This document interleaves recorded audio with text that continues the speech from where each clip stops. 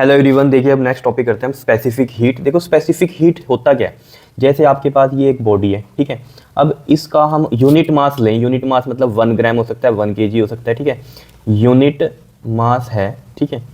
और unit mass का आप 1 डिग्री टेम्परेचर क्या करना चाहते हो, राइज करना चाहते हो, ठीक है। तो जितनी अमाउंट ऑफ हीट रिक्वायरमेंट होगी, ठीक है, that is Q is heat. तो जितनी अमाउंट ऑफ हीट रिक्वायरमेंट होगी यूनिट मास का 1 डिग्री सेल्सियस टेम्परेचर राइज करने के लिए, वो क्या होती है, हमारी स्पेसिफिक हीट होती है। अब आप कहोगे यूनिट मास में तो चलो 1 ग्राम आ गया, तो 1 कैलोरी की भी यही डेफिनेशन थी। देखो 1 कैलोरी की भी डेफिनेशन यही थी, लेकिन वो क्या डेफिनेशन थी, 1 ग्राम ऑफ वाटर का टेम्परेचर जो है आप राइज कर रहे थे 1 डिग्री सेल्सियस, उसे हम क्या कहते थे, 1 कैलोरी है। तो वो भी हीट रिक्वायरमेंट ही तो हो गई, 1 कैलोरी की हीट रिक्वायर्ड हो गई 1 ग्राम ऑफ वाटर का टेम्परेचर 1 डिग्री राइज करने के लिए। लेकिन वो सिर्फ वाटर की बात हो रही थी, इसलिए 1 कैलोरी को इस तरीके से डिफाइन कर दिया यहां पर, ठीक है।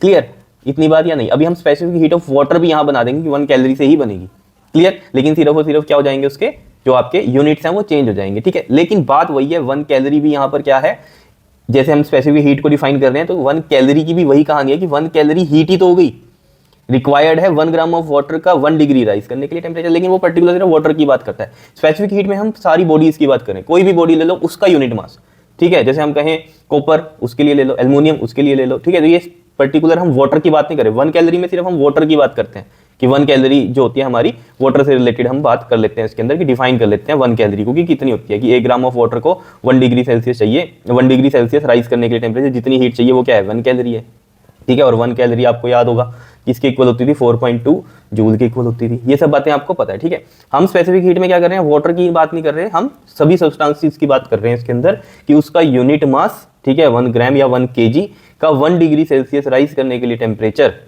ठीक है, जितनी अमाउंट ऑफ हीट रिक्वायर्ड है वो क्या होती है, हमारी स्पेसिफिक हीट होती है, ठीक है।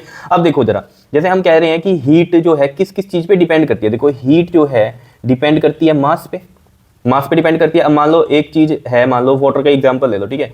एक है हमारे पास 2 केजी वाटर, ठीक है, और एक है हमारे पास मान लो 50 केजी वाटर, ठीक है। तो ऑब्वियस सी बात है, हमें इसका अगर हमें टेम्परेचर राइज करना है 20 डिग्री सी, क्लियर, तो जो अमाउंट ऑफ हीट रिक्वायर्ड होगी वो अलग होगी एज कंपेयर टू दिस। अब 50 केजी वाटर का टेम्परेचर राइज करना है 20 डिग्री सी, तो ऑब्वियस बात है यहाँ ये मास ज्यादा हो गया ना, मास ज्यादा हो गया तो इसको अब हीट ज्यादा देनी पड़ेगी। तो ये तो हमें नॉर्मल बात भी पता है, एक छोटी चीज को हीट कम देनी पड़ेगी, ठीक है, उतने ही टेम्परेचर के लिए, और एक बड़ी चीज है उसका टेम्परेचर अगर हमें राइज करना है तो ऑब्वियस बात है ज्यादा हीट देनी पड़ेगी। जैसे इसका एग्जांपल है, समझ सकते हो, आपको कम पानी उबालना है तो कम टाइम लगता है गैस पे, ज्यादा पानी उबालना है तो अब ज्यादा टाइम लगेगा क्योंकि उसको हीट ज्यादा चाहिए। ये चीज क्लियर है। तो मास पे डिपेंड करती है हीट, क्लियर। दूसरा किस पे डिपेंड करती है, वो चेंज इन टेम्परेचर पे। अब चेंज इन टेम्परेचर का तो बिल्कुल सही बात है कि डिपेंड करेगी ही करेगी। क्यों? जैसे हम कहें, मान लो ये वाटर है, ठीक है, जितना भी है, मान लो मास इसका m है, ठीक, इसका हमें 20 डिग्री राइज करना है, ठीक है, 0 से 20 डिग्री राइज करना है, ठीक है। तो अमाउंट ऑफ हीट जो भी चाहिए, ठीक है, और इतने ही मास का, सेम मास का हमें अब इसका टेम्परेचर हमें चेंज करना है कितना, 40 डिग्री। तो मतलब यहाँ चेंज इन टेम्परेचर कितना हो गया, 20 - 0 20 डिग्री थी, और यहाँ पर 40 - 0 40। तो ऑब्वियस है इसका 40 टेम्परेचर करना तो इसको ज़्यादा हीट देनी पड़ेगी ना। तो हीट इन चीज़ों पे डिपेंड कर रही है, ठीक है। तो यही कहानी है यहाँ पर कि टेम्परेचर चेंज पर डिपेंड करती है ये कहानी, क्लियर है? बताओ, ठीक है। अब इसका हम डायरेक्टिव क्वेश्चन का साइन अगर हटाएं तो यहाँ पर आ जाएगा हमारे पास स्पेसिफिक हीट, एस से हम लिखेंगे, और m डेल्टा टी, क्लियर है। इसको हम ऐसे भी लिख देते हैं कई बार, ms डेल्टा टी, ठीक है। तो ये आ गई हमारे पास हीट, क्लियर। अब यहीं से हम ये स्पेसिफिक हीट की वैल्यू निकाल सकते हैं। s इज इक्वल टू में देखो क्या बनेगा, q के नीचे ये m जाएगा और डेल्टा टी जाएगा। तो मैं ऐसे लिख दूं, s इज इक्वल टू में q अपॉन में m डेल्टा टी। तो ये आ गई हमारे पास स्पेसिफिक हीट। अब देखो यहाँ से आप डेफिनेशन समझ सकते हो कि अमाउंट ऑफ हीट रिक्वायर्ड है 1 ग्राम या यूनिट मास का 1 राइज करने के लिए, 1 डिग्री राइज करने के लिए टेम्परेचर, ठीक है। तो वो देख लो आपके पास किसके इक्वल आ रही है, specific heat amount of heat के इक्वल आ रही है अगर ये 1 1 कर दें हम, या नहीं। तो यही तो डेफिनेशन है, it is defined as the amount of heat required to raise the temperature of unit mass of the substance through 1 degree, समझ रहे हो, 1 डिग्री सेल्सियस भी हो सकता है, केल्विन भी हो सकता है, ठीक है। चेंज इन टेम्परेचर आपको याद होगा जो हम बात करते थे डेल्टा सी की और डेल्टा के में, वो बराबर ही होता है, ठीक है ना, चाहे डिग्री सेल्सियस हो या केल्विन में हो, चेंज जो होता है वो इनका सेम ही होता है। जैसे मैंने आपको बताया था कि ये 0 डिग्री से हमें मान लो ये 0 से चेंज हुआ 2 डिग्री का, ठीक है।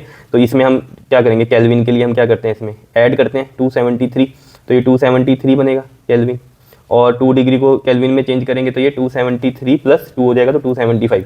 तो यहाँ भी देख लो चेंज 2 डिग्री का है और यहाँ भी चेंज कितने का है 2 केल्विन का है। तो जो चेंज है ना केल्विन में और डिग्री सेल्सियस में वो सेम ही चलता है, तो ये चाहे सेल्सियस में हो या केल्विन में हो कोई फर्क नहीं पड़ता इसका। क्लियर है, इतनी बात समझ में आ रही है ना बात, क्योंकि ये चेंज इन टेम्परेचर है ना कि सिंपल टेम्परेचर की बात कर रहे हैं, ठीक है। नहीं तो सिंपल टेम्परेचर की बात करते तो यहाँ 0 डिग्री सेल्सियस है तो वो तो 273 केल्विन के बराबर होता। तो आप कहते हैं यहाँ सी और के बराबर कैसे है, अगर हम 0 डिग्री सी लिख रहे हैं तो यहाँ 273 के लिखना पड़ेगा। बात चेंज की हो रही है, कितना चेंज हो रहा है ये मैं बार बार आपको बता चुका हूँ बात। क्लियर है, इतनी बात बताओ समझ में आई, ठीक है। यहाँ से भी इसकी डेफिनेशन क्लियर कर सकते हो कि amount of heat required to raise the temperature of या to required to raise the temperature of unit mass मतलब 1 ग्राम या 1 kg थ्रू 1 डिग्री सेल्सियस, तो वो किसके इक्वल है, स्पेसिफिक हीट के इक्वल है। तो कैसे भी आप इसको कर सकते हो, ये फॉर्मूला जो है मोस्टली यूज होगा आपका न्यूमेरिकल में, इस वजह से ऐसे लिख दिया। बताओ क्लियर है। अब इसके यूनिट की बात कर लेते हैं, इसके CGS यूनिट इसके क्या बनेंगे बताओ, स्पेसिफिक हीट के। देखो हीट का जो यूनिट होता है अगर हम CGS में बात करें तो कैलोरी हो गया, ठीक है, और मास का ग्राम होगा। क्लियर, तो हम यहाँ पर लिख देंगे ग्राम, और ये नीचे है तो ये ऊपर जाएगा तो -1 लिख देंगे। और ये किस में होता है बताओ, आपका सेल्सियस भी लिख सकते हैं हम यहाँ पर, ठीक है ना। तो चेंज इन टेम्परेचर, क्योंकि केल्विन तो हमें पर्टिकुलर पता है कि किस में होता है, हमारा SI में होता ही है, ठीक है, टेम्परेचर।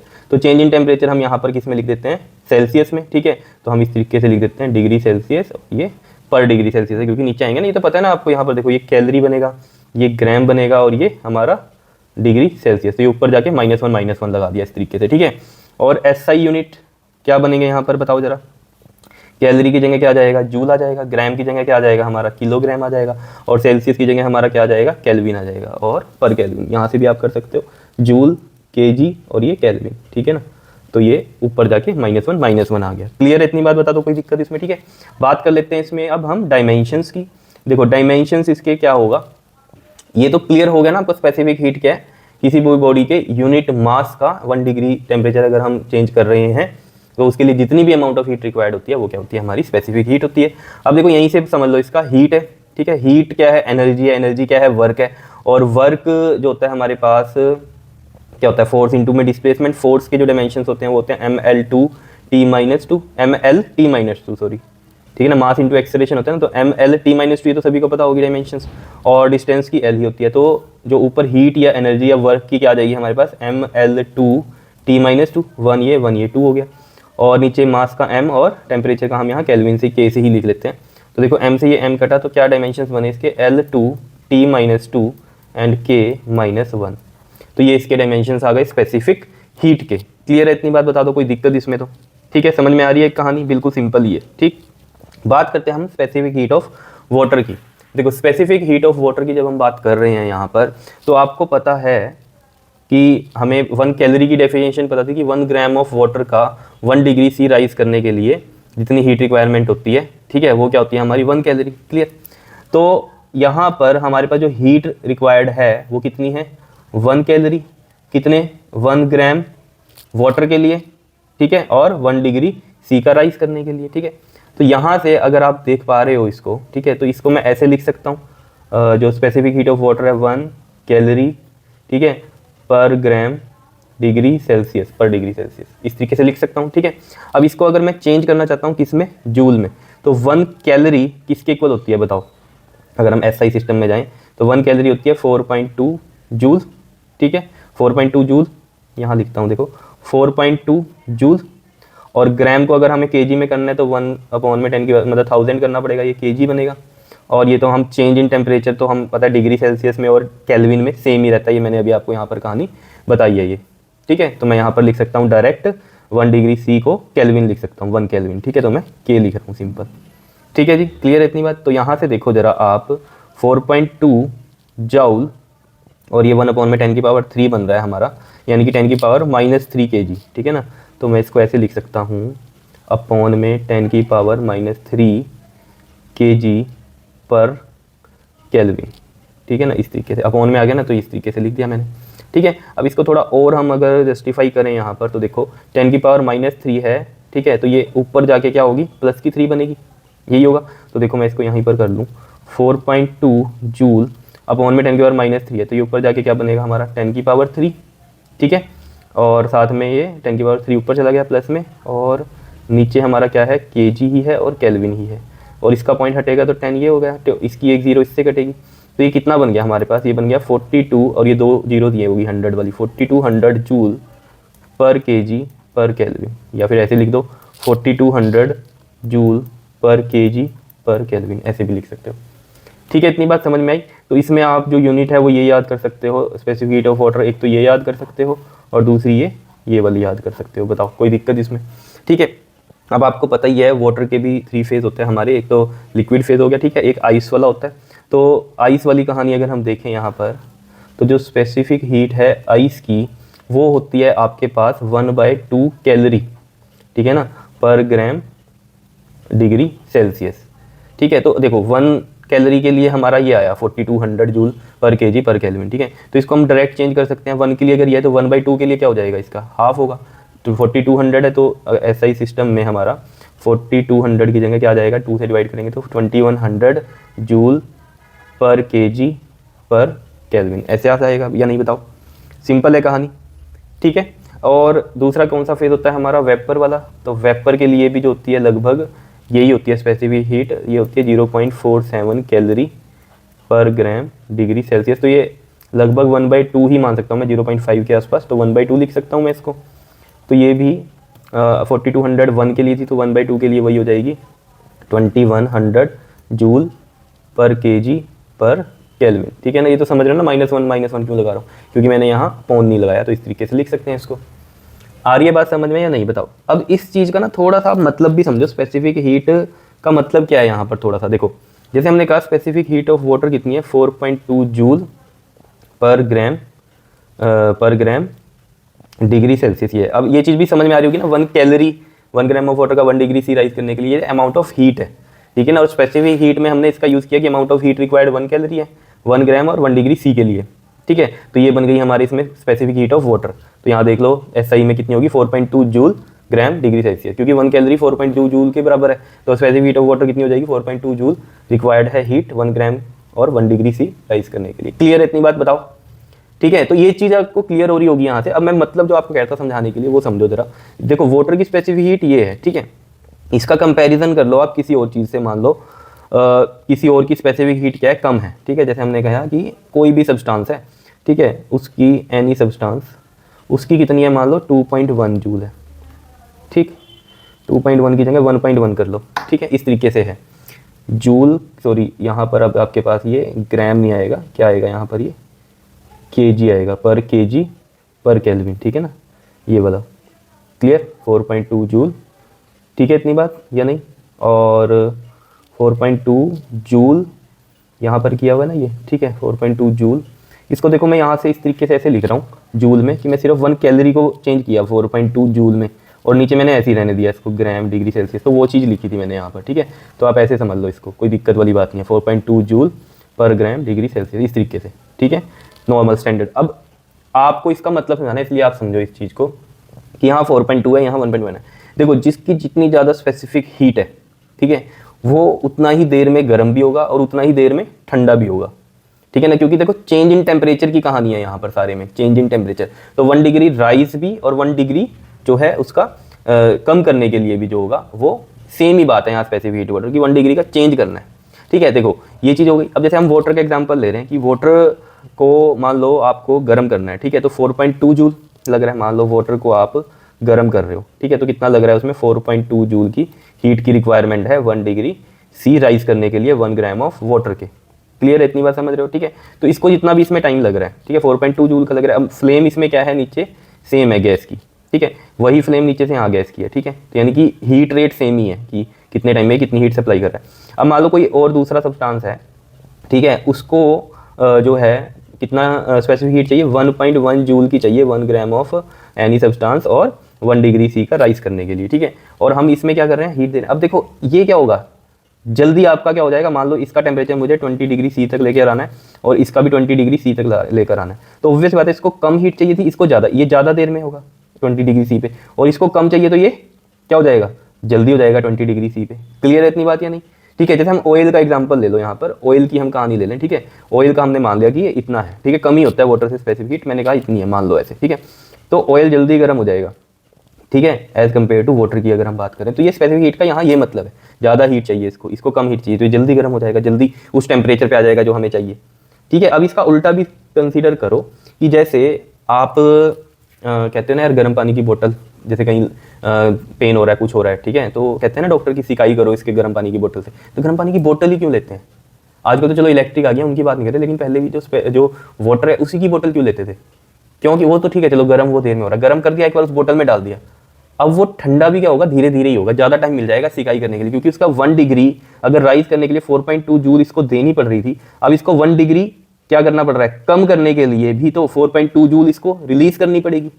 तो 4.2 जूल रिलीज करना मतलब कि ज़्यादा हीट है, तो वो ज़्यादा टाइम लेगी रिलीज करने में, जब गर्म होने में ज़्यादा टाइम ले रहा है तो रिलीज भी करेगी तो वो ज़्यादा टाइम लेगी, तो यानी कि वो ठंडा देर में होगा, उसका टेम्परेचर जो है फॉल करेगा, वो देर में ही करेगा, क्योंकि उसको 4.2 जूल रिलीज करनी है एज कम्पेयर टू 1.1 जूल की। अगर ये हम मटेरियल जो है किसी बोतल में डाल दें, ठीक है, और उसके बाद उसकी सिकाई करें, तो ये तो बहुत जल्दी ठंडा होगा, क्योंकि इसको तो 1.1 जूल ही रिलीज करनी है 1 डिग्री टेम्परेचर फॉल कराने के लिए। तो ऐसे 1 डिग्री फॉल होता रहेगा बार बार, तो ऑब्वियस है वो जल्दी होगा, क्योंकि उसको 1.1 जूल ही रिलीज करनी है, और वाटर को करनी है 4.2 जूल रिलीज, ठीक है ना। तो ये देर में ठंडा होगा और ये जल्दी ही ठंडा हो जाएगा। जैसे हम कह रहे हैं ना देर में गर्म हो रहा है, ये जल्दी गर्म हो रहा है, तो ये देर में अगर गर्म हो रहा है वाटर, तो ये ठंडा भी क्या होगा, देर में ही होगा। और ये वाला अगर जल्दी गर्म हो रहा है तो ये ठंडा भी जल्दी हो जाएगा। तो ये कहानी है, क्लियर है। जैसे आपने देखा होगा कभी चोट लग जाए तो कहते हैं ना गर्म तेल लगा लो इस पर, तो गर्म तेल जैसे करके लेते हैं ना, शुरू में तो बड़ा गर्म लगता है, फिर एक दो कह रहा हूँ आपको 15-20 सेकंड के बाद वो बिल्कुल थोड़ा ठंडा हो जाता है जल्दी, ठीक है ना। अगर पानी की बात करें, पानी इतनी जल्दी ठंडा नहीं होता। तो ये आपको कंपैरिजन है, थोड़ा सा जो है समझ में आना चाहिए कि स्पेसिफिक हीट है क्या, क्लियर है इतनी बात, ठीक है। अब जैसे इसका ना ग्राफ भी होता है स्पेसिफिक हीट, मैं यहाँ पर छोटा सा बना देता हूँ ग्राफ, देखो स्पेसिफिक हीट ऑफ वाटर का, स्पेसिफिक हीट ऑफ वाटर का और टेम्परेचर का, ठीक है। तो देखो ये कैसे करता है काम, देखो इसमें ये ऐसे बनता है ग्राफ इसका। ये ऐसे क्यों बनाया, यहाँ पर ये है जो 1 केल्विन पर ग्राम डिग्री सेल्सियस पे है, ठीक है, और इसका जो टेम्परेचर है वो यहाँ 14.5 डिग्री से 15.5 डिग्री तक बढ़ा। तो इस इतने टेम्परेचर पर्टिकुलर जो एक्सपेरिमेंटल देखा गया कि 14.5 से 15.5 मतलब 1 डिग्री का राइज हो रहा है, तो इस पर्टिकुलर टेम्परेचर पे कितनी हीट रिक्वायर्ड है, 1 केल्विन कि 14.5 से 15.5 करना है पर्टिकुलर आपको, तो 1 केल्विन की आपको जरूरत है, ठीक है। अब इससे अगर हम पीछे की बात करें तो यहाँ पर अगर आप देखोगे तो ये जो है इसकी जो स्पेसिफिक हीट है वाटर की वो राइज करती है। अगर पीछे के हम इसके टेम्परेचर में कोई राइज करना है 1 डिग्री का, मान लो 9 से 10 का करना है या 1 से 2 का करना है, ठीक है, होता है बहुत छोटा सा, जैसे 1 है ना, तो यहाँ पर कितना है 1.008 का है, ये है मतलब समझने का, ठीक है। उसके बाद आगे के भी टेम्परेचर में अगर हमें 1 डिग्री का राइज करना है तो फिर क्या करती है ये specific heat of water very करती है अलग, ठीक है। लेकिन होता है ये बहुत ही मामूली सा ही डिफरेंस है, लेकिन एक पर्टिकुलर टेम्परेचर 14.5 और 15.5 की बात करें हम, ये 1 डिग्री का जो राइज हो रहा है वो पर्टिकुलर 1 केल्विन पे हो रहा है। क्लियर है इतनी बात या नहीं, बताओ, समझ में आ रही होगी बात नहीं है आपको या नहीं, बताओ, ठीक है। तो ये था स्पेसिफिक हीट वाटर की और स्पेसिफिक हीट की हमने बात करी है यहाँ पर, ठीक है।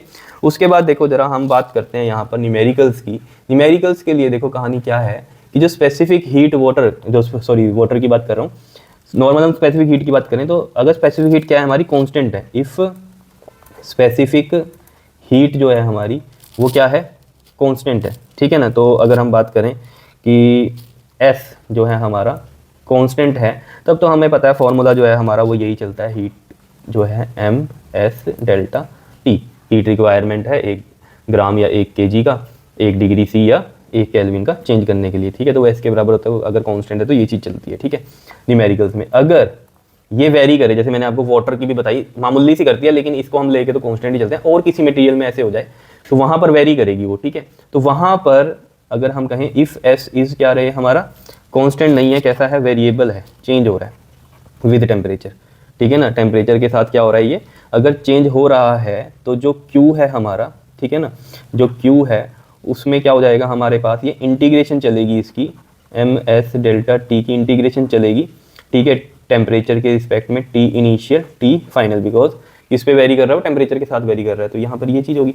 अब मास हम इसमें क्या लेके चल रहे हैं, एक पर्टिकुलर अगर हम इंस्टेंट की बात कर रहे हैं तो मास तो हम किसी चीज़ का भी पर्टिकुलर क्या लेंगे, सेम ही लेंगे, ठीक है। उसके बाद टेम्परेचर हम वेरी कर सकते हैं वहाँ पर, तो उसकी वजह से स्पेसिफिक हीट भी चेंज हो जाएगी।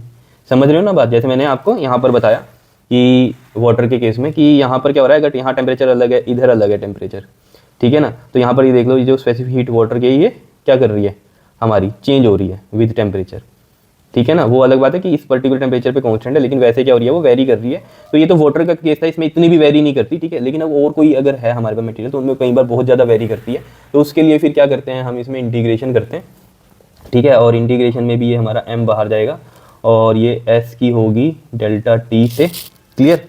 और ये हमारे पास क्या चलेगा, t initial to t final, क्योंकि s ही वेरी कर रहा है टेम्परेचर के साथ, ठीक है। और ये जो हो जाएगा हमारा, जब इंटीग्रेशन आती है ना, तो डेल्टा t क्या बन जाएगा हमारा, dt बन जाएगा, यहाँ भी ये dt बन जाएगा, क्लियर है, ठीक है। तो ये आ गया हमारे पास फॉर्मूले, ठीक है। अब देखो जरा क्वेश्चन देखो, इसमें समझ में आ जाएगा आपको। कहता है find the amount of heat required to raise the temperature of 40 gram of water from 20 degree C to 80 degree सी।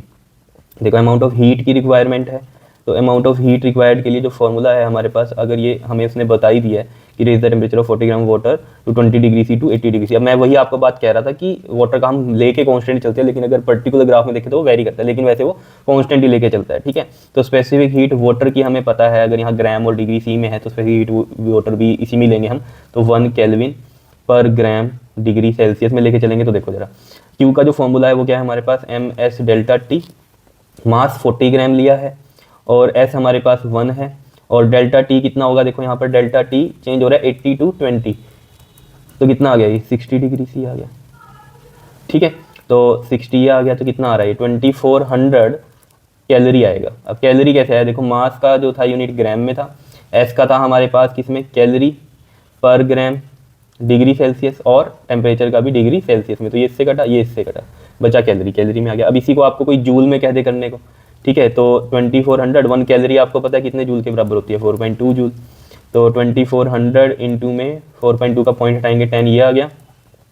42 को 24 से कर दो जरा, 24 से, 4 2 8, 4 4 16, 2 2 4, 4 2 8, तो 8 10 9 और ये 10, तो 1008 और 1 0 ये थी, ठीक है।